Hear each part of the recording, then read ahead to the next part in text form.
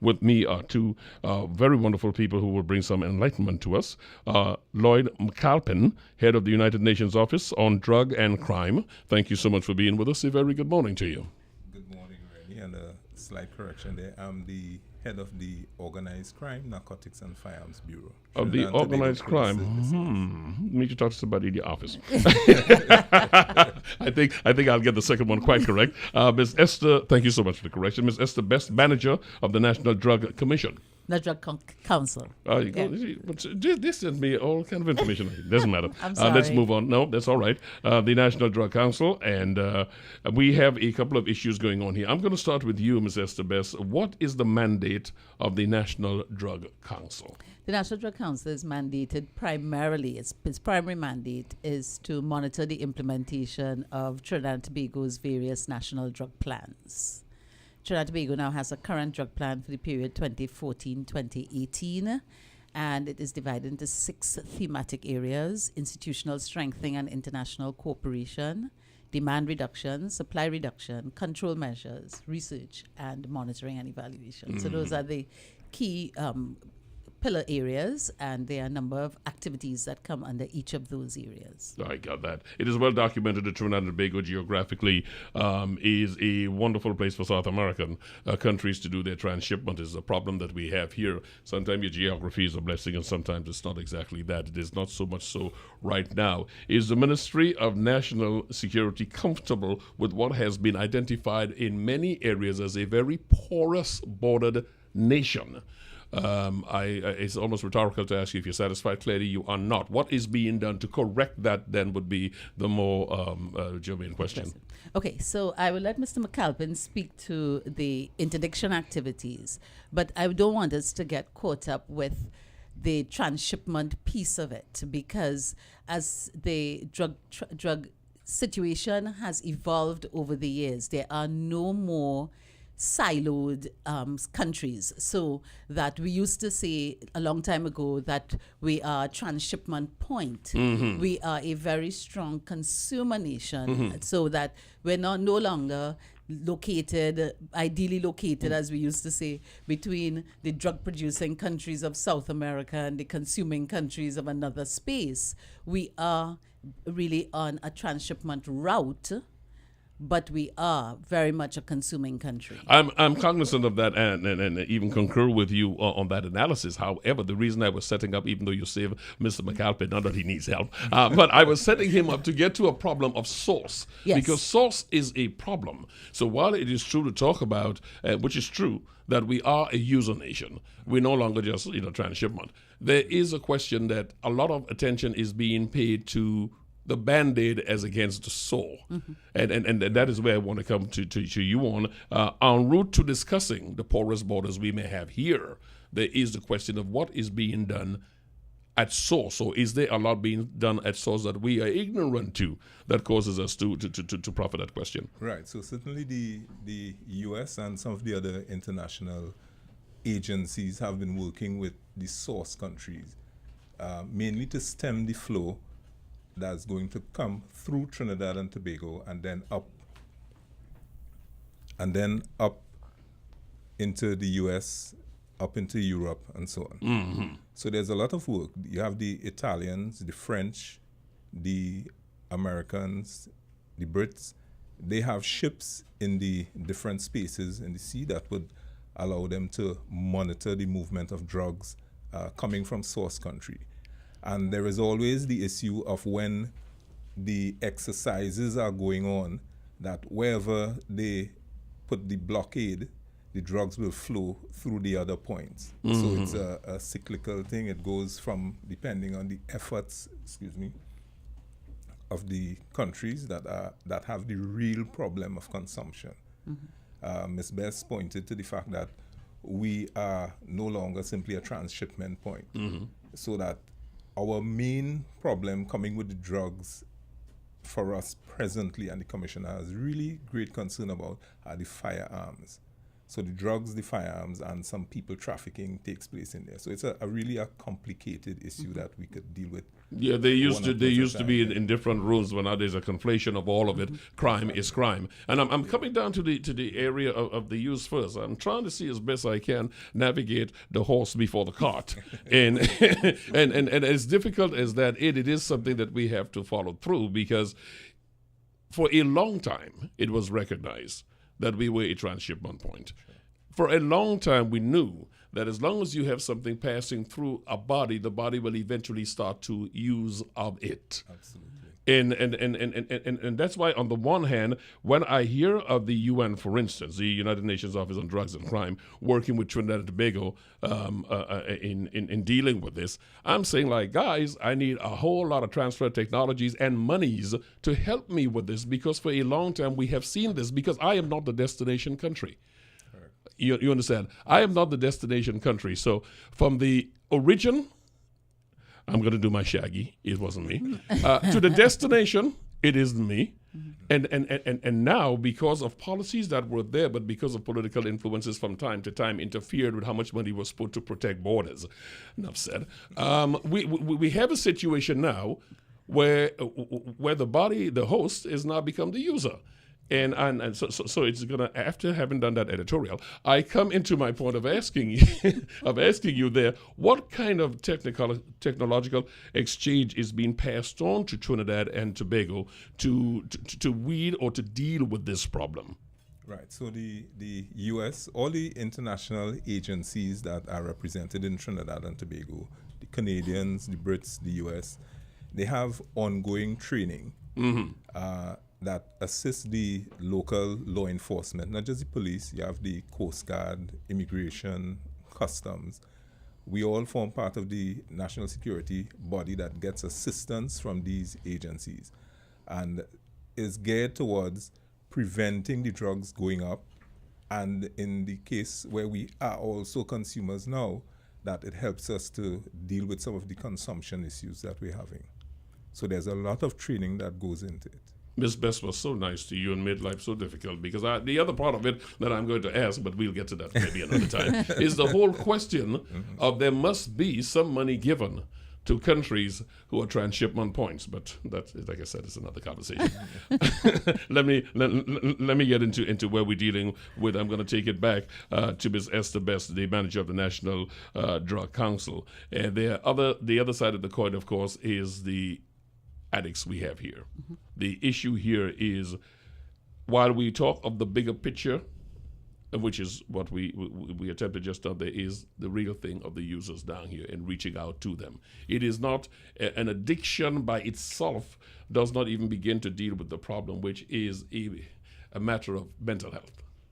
Absolutely. And I thank you very much for putting it in that context, because addiction is a disease. And for a long time, we looked at it as a moral failing or weakness, but it is a disease. And I thank you for putting it in that context, because I want your listeners to really appreciate that the person that you see on the street or the person that you know of who is a user is not a person who does not have control. It's a person who suffers from a disease. And so we have to treat with it in that way.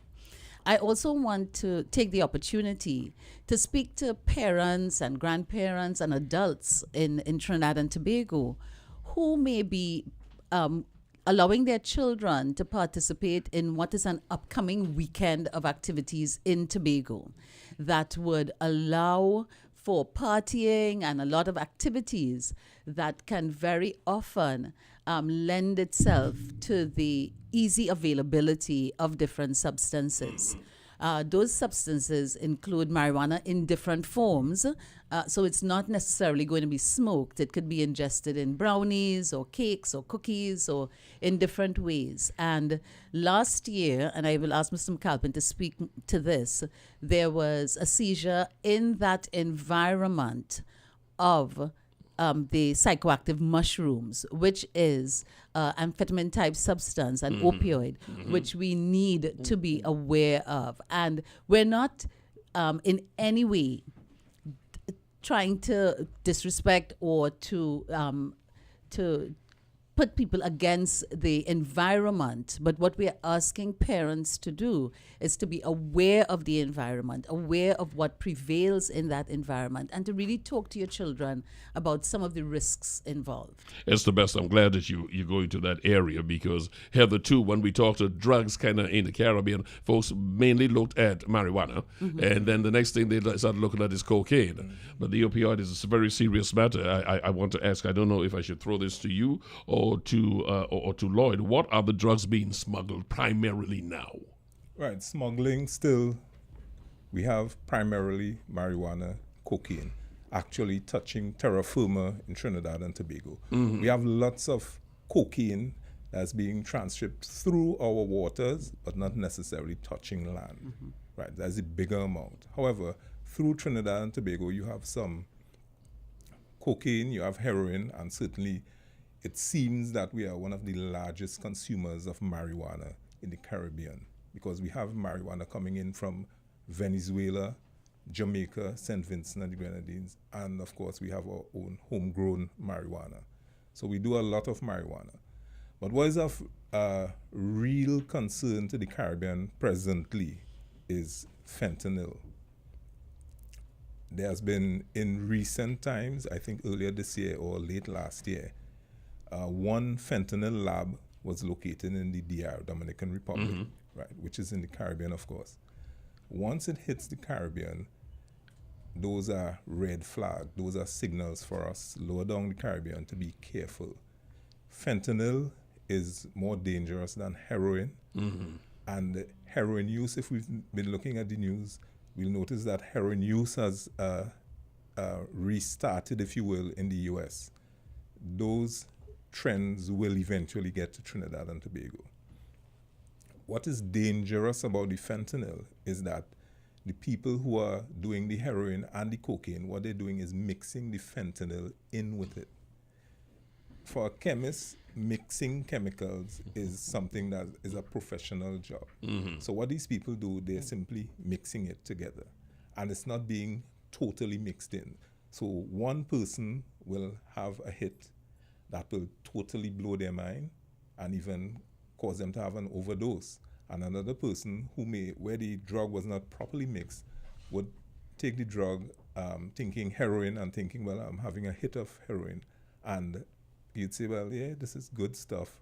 And so we have to be extremely careful, because these things are not professionally mixed. The problem that you're identifying here again is for now new to Trinidad and Tobago, but it's causing a lot of deaths all across the United States. And folks have to be very clear, and you can delineate if you want even further, because folks must be very clear that this is not a case of a hit, a high, or an OD. This is really a death sentence in many instances. Absolutely. It truly is. Absolutely. Now, you are using, I know you have an event coming up in Trinidad and Tobago very shortly. What is it? Is Island Crashers? Island Crashers is the event in Tobago. Is the event That's in the Tobago party that you referred weekend, to a yes, moment which is coming up this coming weekend. Right, okay. National Drug Council efforts, are they being supported by corporations? I mean, are folks seeing, and there's a reason I'm asking this. I'm not just jumping because it's nice to jump. I'm asking because unless we all understand that we have a stake in this, unless we all understand that to be a corporate citizen is just not to buy a 30-second ad for somebody somewhere, but to in fact be involved in this. Productivity is affected, the society is affected, and no matter how well the gates are, eventually you can build the gates beyond the hills. You'll end up in the sea. Commentary again. But at the end of the day, we have to understand that the stake, it is not cliche that we all have a hand in this. It is our survival or nobody's survival. Indeed. So what kind of contribution, what kind of cooperation are you getting from companies working with the NDC on this? Okay, so we have some companies that support our work, not many, unfortunately. However, we do have, the Chamber has been very invested in the work of the council, because the Chamber is represented on the council. And while there has not been consistent support, there has been support over the years. We've had good support from NLCB over the years, from HADCO has given us some good support. There have been some companies that have been very good to us over the years, but it has not been consistent. It's been when we've asked, but now with the economic climate, many of the companies are saying, well, we're not able to support at this time, and so to say that there has been no corporate support would not be accurate, but it has not been to the point where we can say, yes, we can relax and let them run with the cost of certain things. Most of our activities are funded by government. Because nobody uses tokens anymore. They use cards to go to the subway. Tokenism. Anyway, These commentaries, these editorials. Let me get back to Lloyd McAlpin. Lloyd, in the area that last year at the 37th Annual Crime Stoppers International, there was a memorandum, MOU signed with the UNODC to work together. This is just another body. Has that been bringing forward any fruit? How is that coming along? Right, so Crime Stoppers has been useful to the TTPS in that they've been passing information, bits and pieces, more dealing with local use, small-time traffickers. In some cases where information has been passed in respect of larger traffickers, bigger movers of drugs, of course, those things will take time to materialize, but we've been having the support. At least there's something consistent there, and I'm going to ask you this, and I'm not going to editorialize, Esther. I promise I won't. Here is one of the things that I'm confused about. Sure. Whether it be through the UN, whether it be through just about anybody, I assume that the Caribbean governments, through our CARICOM meetings, they're meeting and saying, hey, guys, we've got to do something collectively about our borders that are working together. The United Nations body, of which you are a part of, the Office on Drug and Crime. And I hear of busts sometimes, big busts. I have a problem. Why is it never people accompanying these things? I mean, how does this happen? I never hear of a big fish being caught.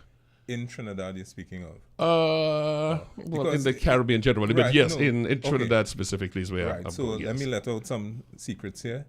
Small ones, though. Oh, let them out. They're big. Right. I don't mind. So that you have the big traffickers going through. It doesn't benefit Trinidad and Tobago or even the countries in the Caribbean really to take out a big load and you take the transporters. Really, it makes more sense that you allow the drugs to go to the destination and you take out the sponsors, the big players at both ends. So you're trying to do the conspiracy aspect of it. So you're taking out the big players. When you interdict a small vessel, you may have 500-600 kilos, but the people on board the vessel are really the transporters. But do you understand my angst here? My angst here is Absolutely, while you were absolutely. looking for the destination big fish, I've got some folks here who are living really good, and they're in charge of this thing moving on, and I never hear about them being caught. Instead, even though that is a local problem, I know that's going to be your answer, I hear every laborer be in charge. I never hear of the supervisors being charged. I mean... No, well, again, to do the job properly, there's always trying to do. The police do a wonderful job in dealing with, and that's the local police, in dealing with those traffickers and the runners. It's the OCNFB's job to deal with the bigger players. Right, so we're doing that. But that obviously takes time, and persons do their best to stay away from the drugs. And the issue now is getting the evidence that ties Always the the problem. person who is simply funding it as opposed to the person who is actually handling Hence it. the reason my initial question was the transfer of technologies that you're passing on to the Right, folks down and- here to help us. Trust Right. me, when the bishop lays a trap, it's a big one. Because that is a problem I have. I'm not even looking to be cute or to pass blame here. No, Here that's is fine. here is the problem.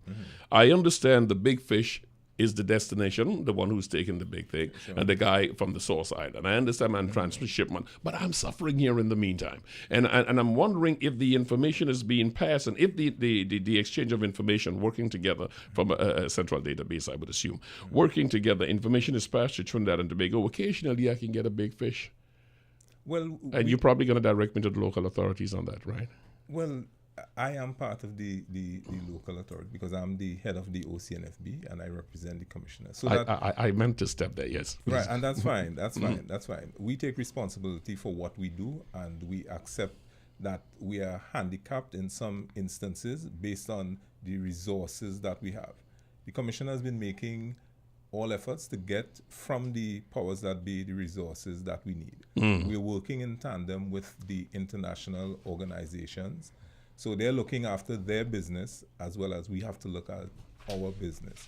And we're doing that. And it looks a little slow. And sometimes when persons are caught, it doesn't make the headlines that you look for to say, well, a big fish is caught. But they are being caught. They may not be the big fishes that you think about or people are in the news talking about.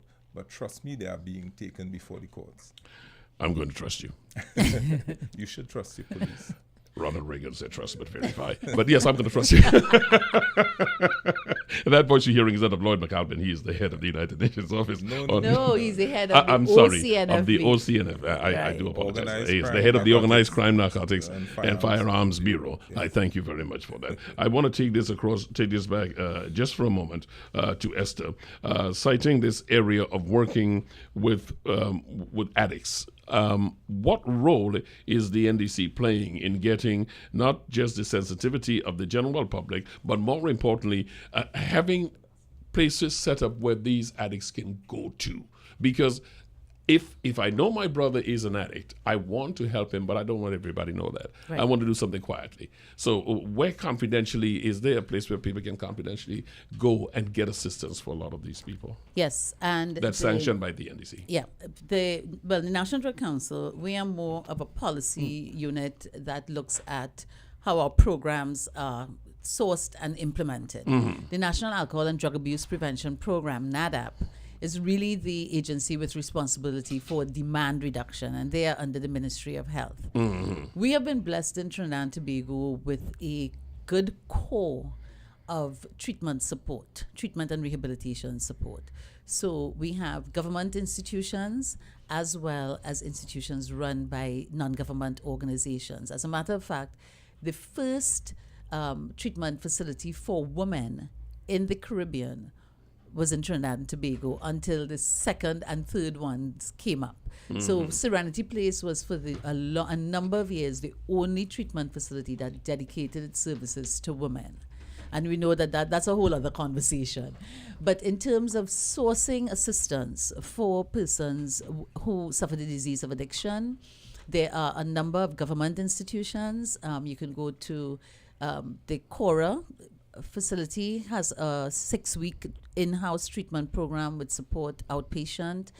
St. Anne's, of course, well, people have a label that they put to St. Anne's, but St. Anne's also has treatment, as does Ward 1 at Port Spain General Hospital, and also at San Fernando.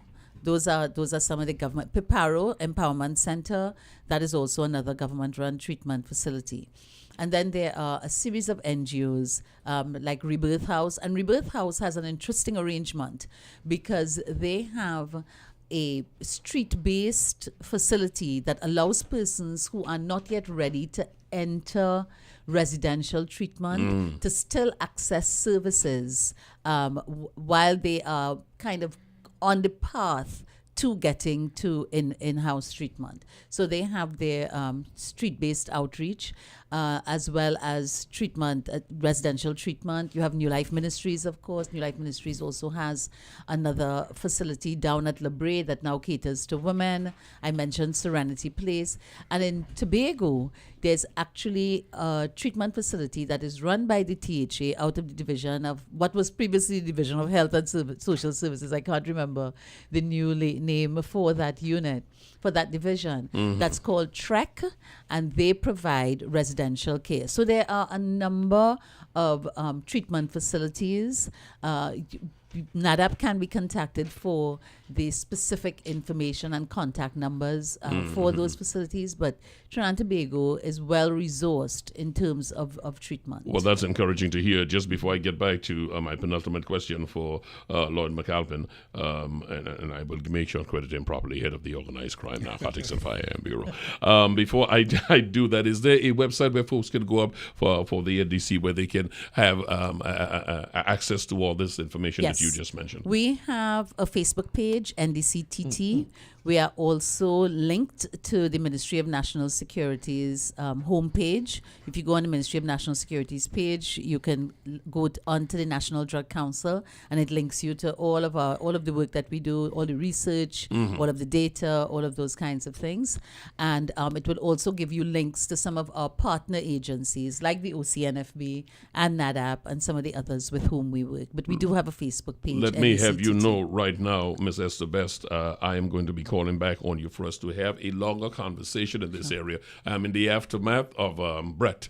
And that sucked up a lot of the air this morning, so I had to truncate a lot of things, but I'm going to have you no back. problem. And let us deal with the head of the Organized Crime, Narcotics and Firearms Bureau. Even though I did a couple of tongue-in-cheek, it was not intended to minimize the work you do, and I'm cognizant that this is not as easy as it sounds. I am saying, however, that one of the best ways to get soldiers, which is to say the citizenry, to work with you, is for them to feel that justice is equal, is even for when you say there's some big fish being caught but nobody talks about it, then blow it up. Maybe the media needs to do a better job at it. Because when John Public feels that everybody's getting caught in the net, then he feels he can in fact call you and contribute something as against feeling, well, his bread is buttered, that kind of thing. I do want to ask you this question in parting after all of that. Sure. The penalties when folks are caught, these medium fish, because I'm in Trinidad and Tobago, the penalties, are they sufficiently a deterrent? Well, Or do we need to have that revisited, that in fact there is a real deterrent to people to stop them going this way? Well, I think the penalties are sufficient. Maybe there needs to be consistency in Sentencing. Because the penalties go from 5 years to life imprisonment for trafficking, possession for the purposes of trafficking drugs. So there must be some consistency in sentencing that would send the appropriate message, in my mind, so that the persons on the lower rung won't feel that they're wronged when they get sentenced for having 1 kilo and somebody else gets held with 10 kilos and they get the same sentence. Notwithstanding, there are circumstances that would determine. Yeah, they're variables all the Exactly. time. Yes, God knows the Chief Justice is probably going like, y'all don't start with me. I have enough trouble going on here.